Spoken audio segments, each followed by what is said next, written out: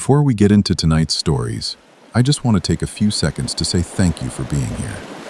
Unlike many horror channels, all the stories you hear on this channel are completely original, written by me. Nothing comes from Reddit, Google, or any third-party source, so every story is something new that you won't hear anywhere else. Keeping up with the writing is a lot of work, but seeing this community grow makes it completely worth it.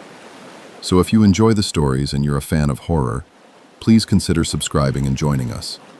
It really helps the channel grow, and it would mean a lot to me. Now let's get into the stories.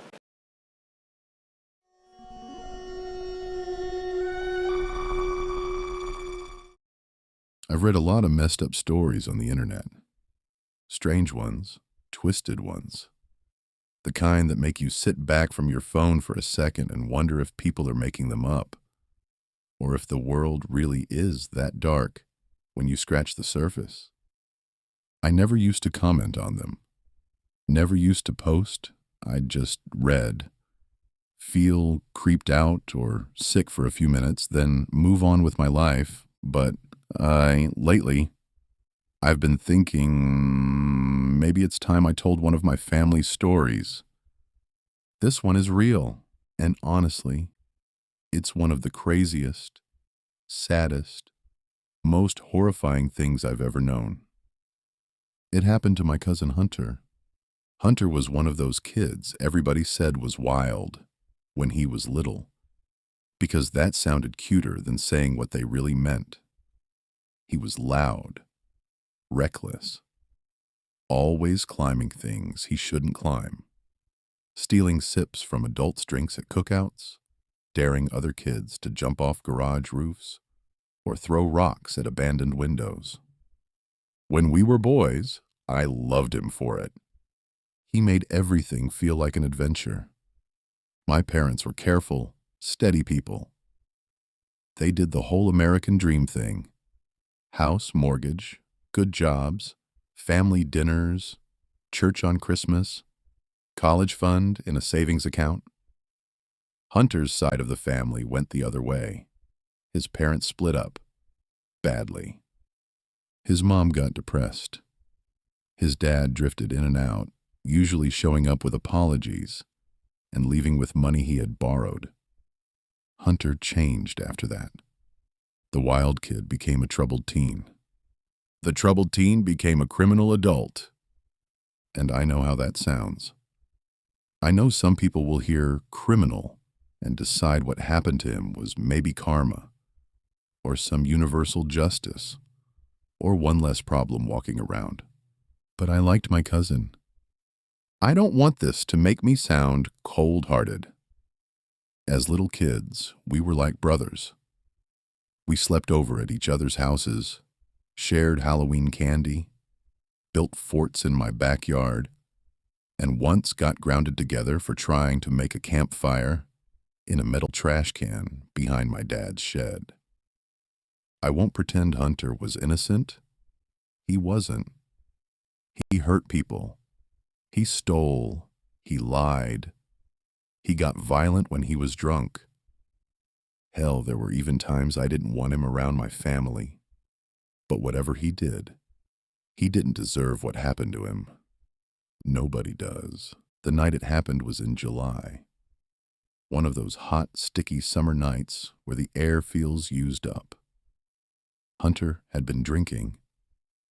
Later we found out he'd taken pills too. Not enough to knock him out, but enough to make him stupid, fearless, and slow in all the wrong ways. He ended up outside a liquor store on the edge of town. Nobody knows exactly what started it. Witnesses said he was shouting at a couple in the parking lot. The guy shouted back. The woman tried to get between them. Hunter got in the man's face, the man shoved him, and Hunter swung. It got ugly fast.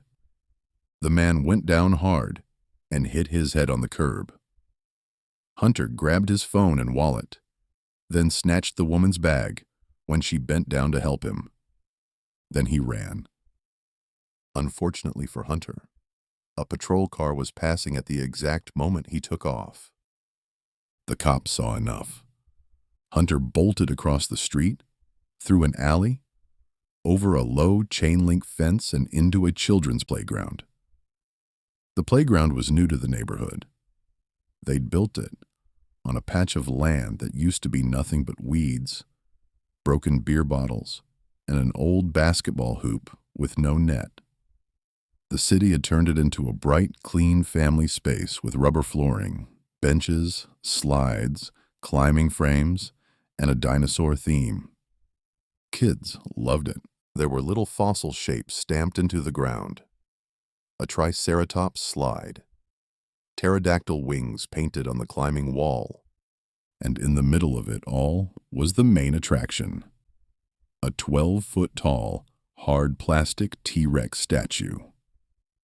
It stood with its mouth open, teeth bared, tiny arms raised like it was roaring at the sky. The thing was hollow, but nobody really knew that from looking at it. Hunter did what scared, drunk, stupid people do. He looked for the fastest hiding place. The T-Rex statue had been made in two large sections, joined together during installation. Just behind the head, hidden in the shadow of the neck, there was a narrow vertical gap where the two halves didn't quite meet properly. Most sober adults would have looked at that gap and ignored it. Hunter saw it and thought it was perfect. He squeezed in sideways. That was the last free choice he ever made. What he didn't know was that the gap didn't stop behind the head. It ran down inside the statue, all 12 feet. A narrow black shaft between the inner walls of the plastic body. Hunter slipped. Maybe he tried to brace himself. Maybe his shoes scraped against the inside. Maybe he whispered, "Oh crap," right before he dropped. But he fell all the way down. Not a long fall, like off a roof. More like being swallowed. Sliding, scraping, twisting downward through a space that got tighter as it went. At the bottom, he landed wedged upright inside the dinosaur's body. And because he was drunk, high, exhausted, and still thinking like someone hiding from police, he didn't panic at first. That part haunts me. I keep imagining him in there, breathing hard, listening. Outside, the cop ran through the playground with a flashlight.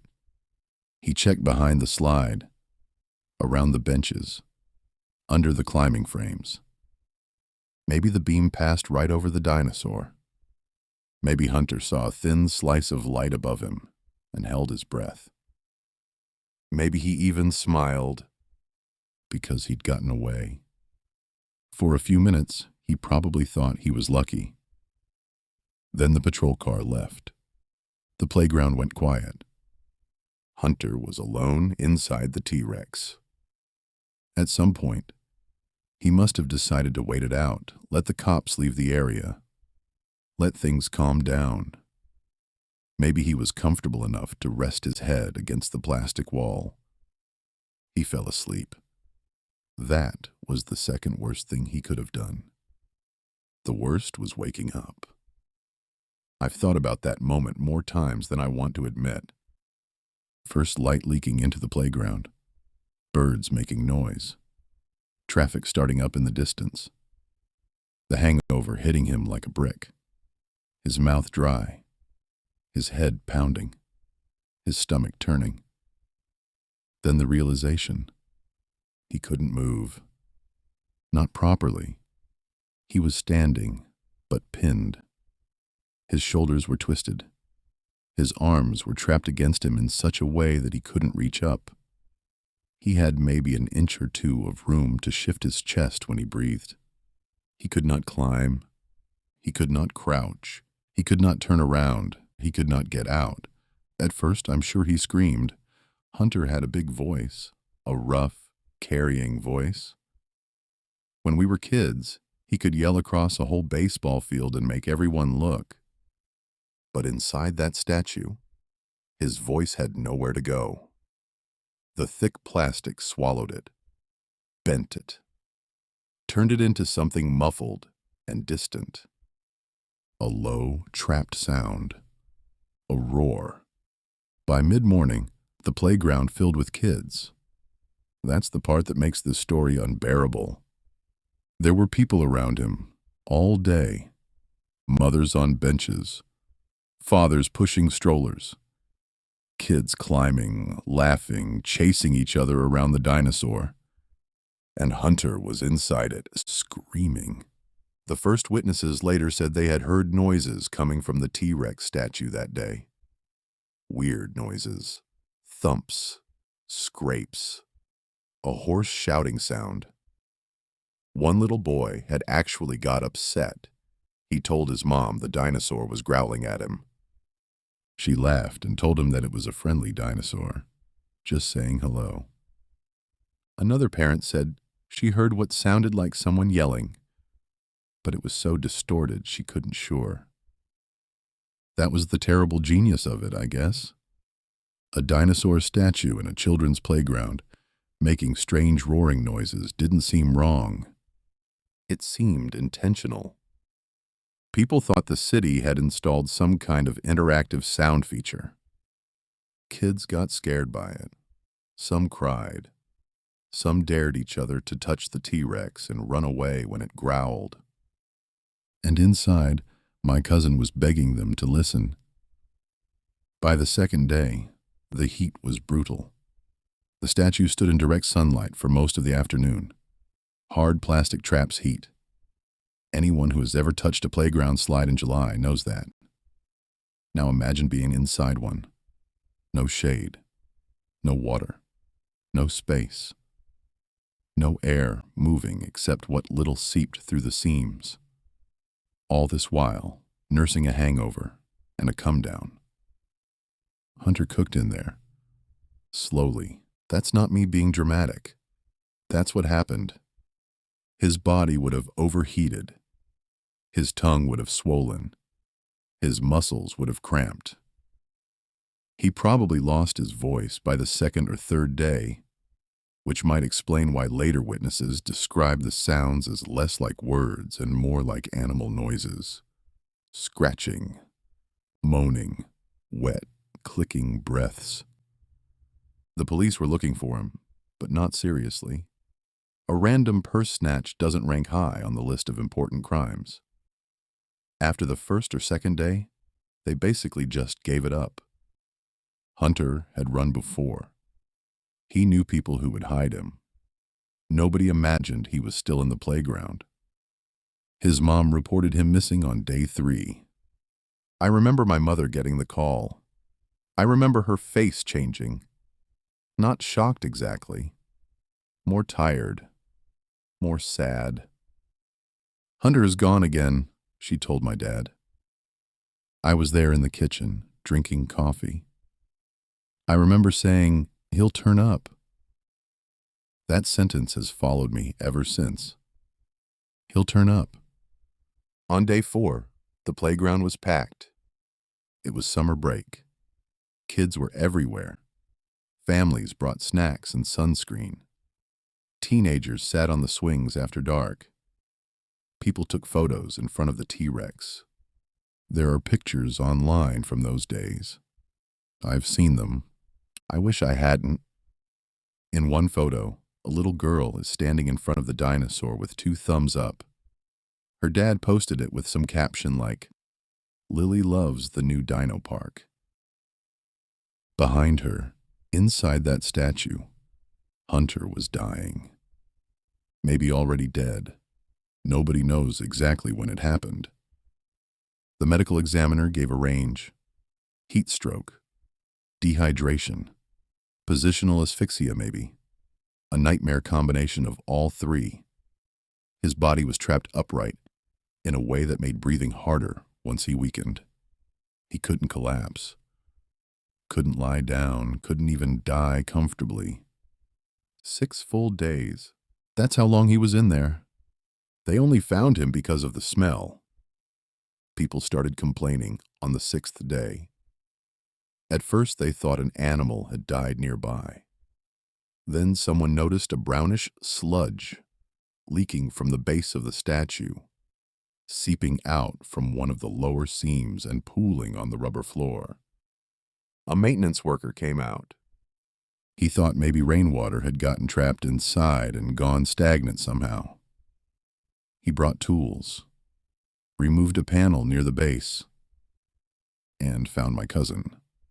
I won't describe everything. I know people online say that and then describe everything anyway, but I mean it. I saw enough from the funeral home whispers, from what one of the officers told my uncle, from the way Hunter's mother screamed when they officially identified him. Just understand this. Imagine being cooked alive in summer heat inside a plastic tomb. Imagine what 6 days would do. That is what they found. The whole town went insane for about a week. News vans came. People argued online. Some blamed the police. Some blamed the city. Some blamed Hunter. Some said the statue was defective. Some said the playground should have been inspected. Some said a criminal got what was coming to him. A few even said, "Think of the children." My aunt stopped leaving her house. The city removed the T-Rex within 48 hours. They put up a temporary fence around the playground, then eventually reopened it without the dinosaur. For months, people still left flowers there. Some were for Hunter. Some were from parents who felt guilty because their kids had played there while he was trapped. But the creepiest part came later.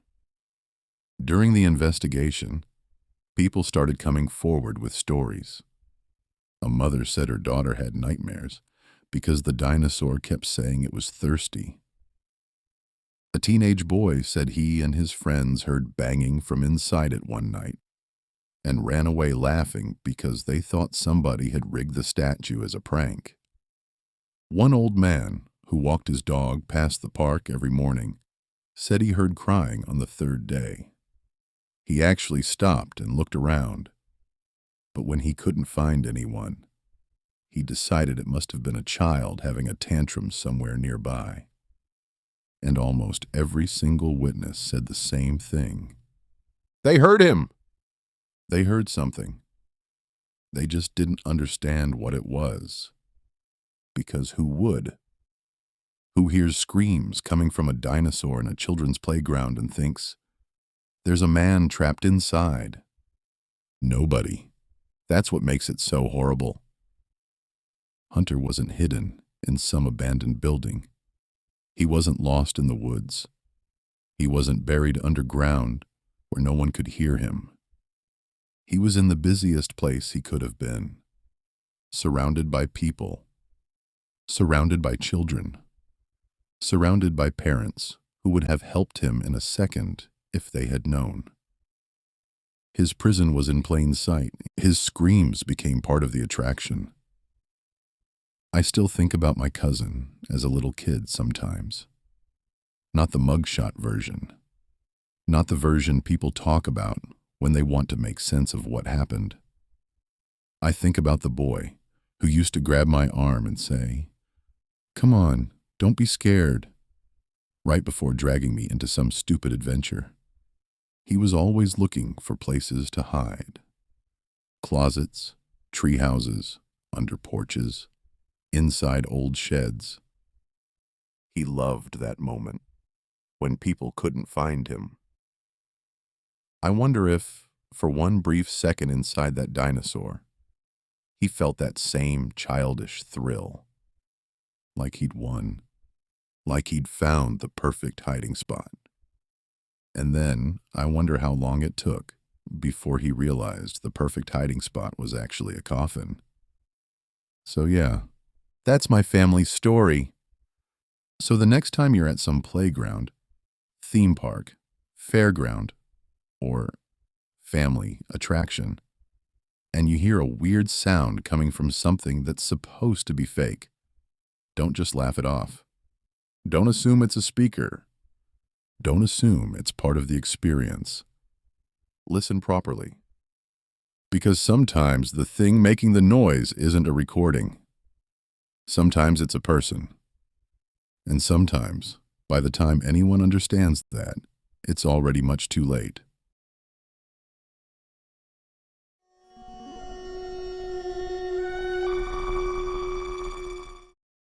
Writing.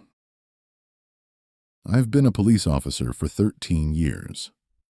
All 13 of those years have been served proudly as a local uniformed officer. Not SWAT, not homicide, not narcotics, not vice.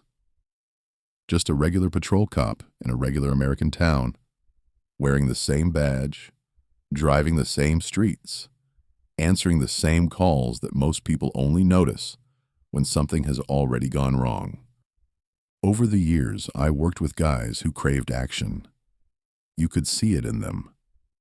They wanted the doors kicked in, the adrenaline, the chaos.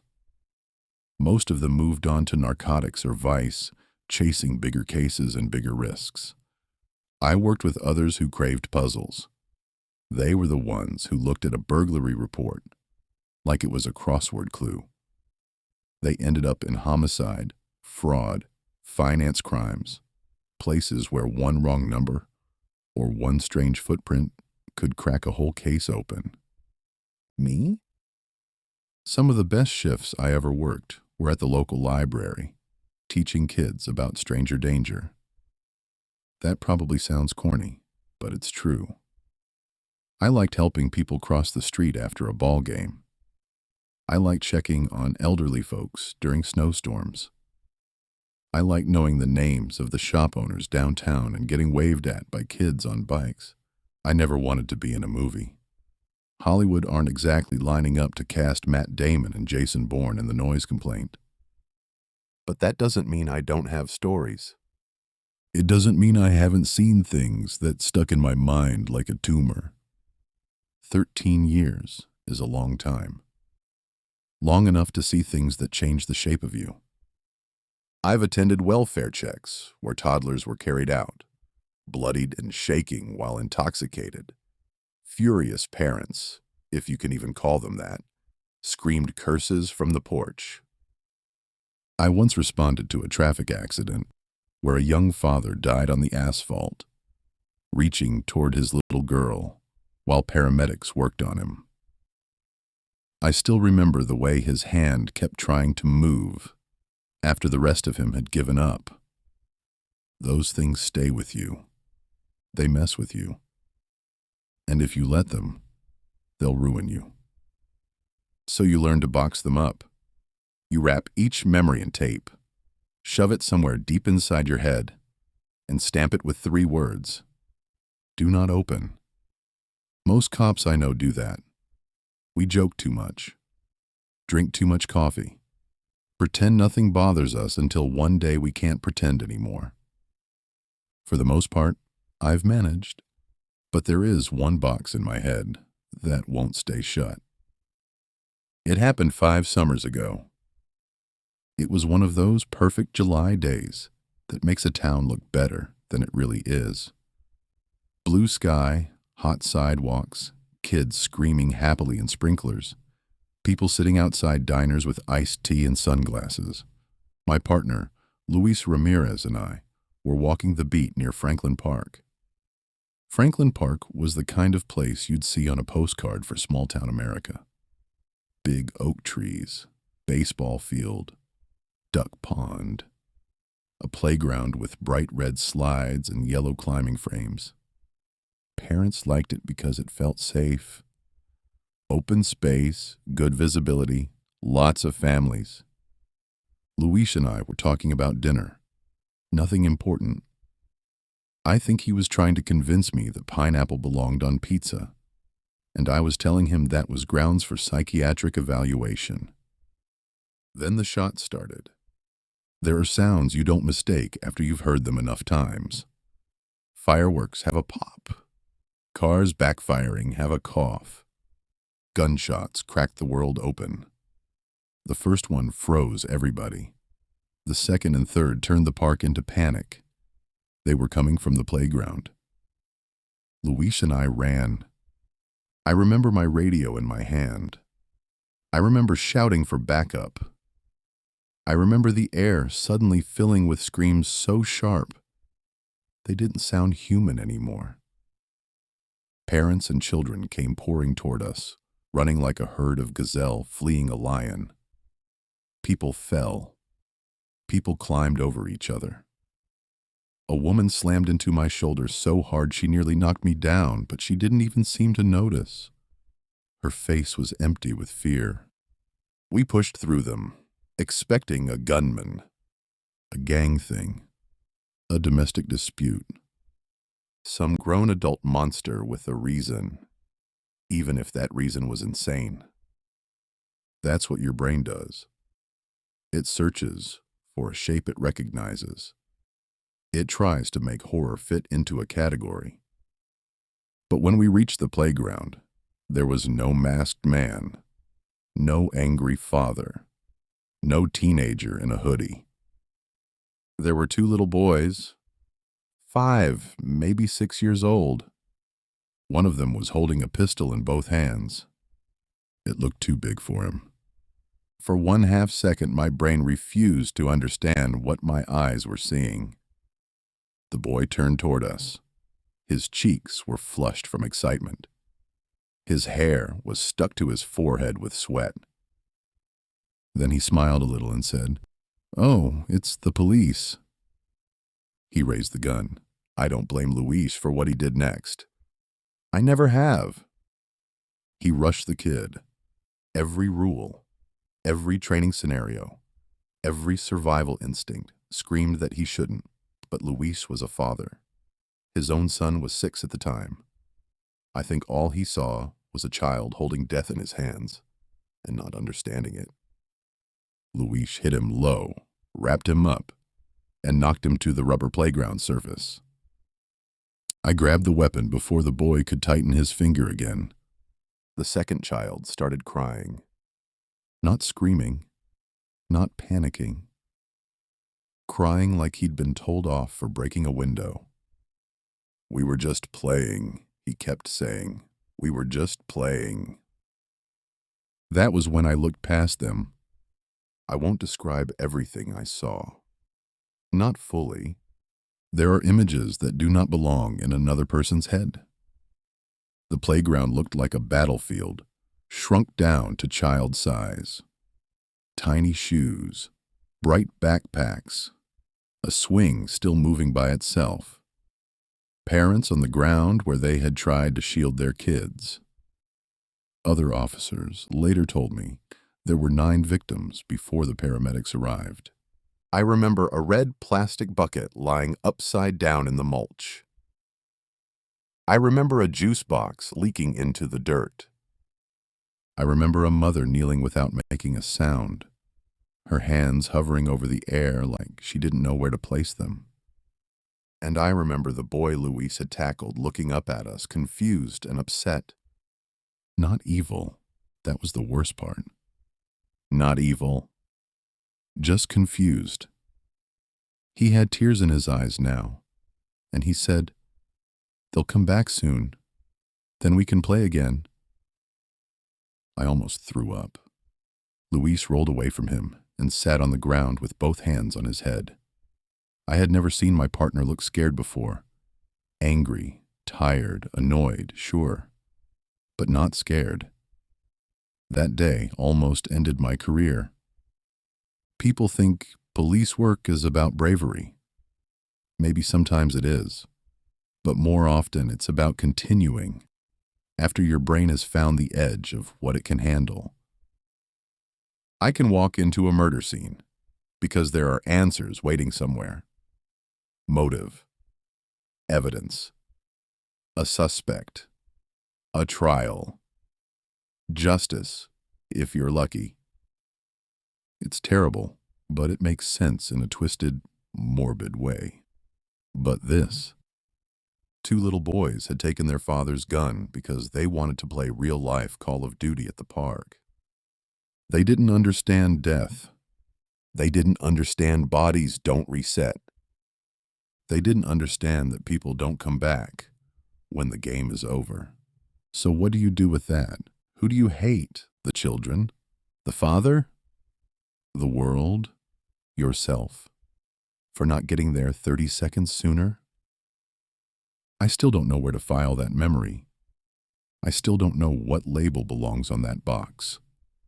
All I know is that sometimes, on summer days, when I hear children laughing in a park, I feel my hand move toward my radio.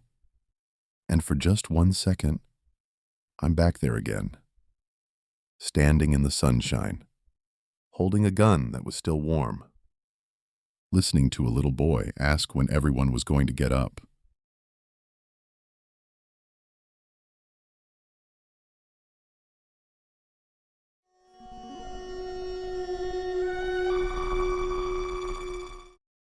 Let me know what you thought of tonight's story, and subscribe to the channel, and you'll get the best original horror twice a week. Check out some of our other videos on screen now. Thanks for watching. Good night, and sweet nightmares.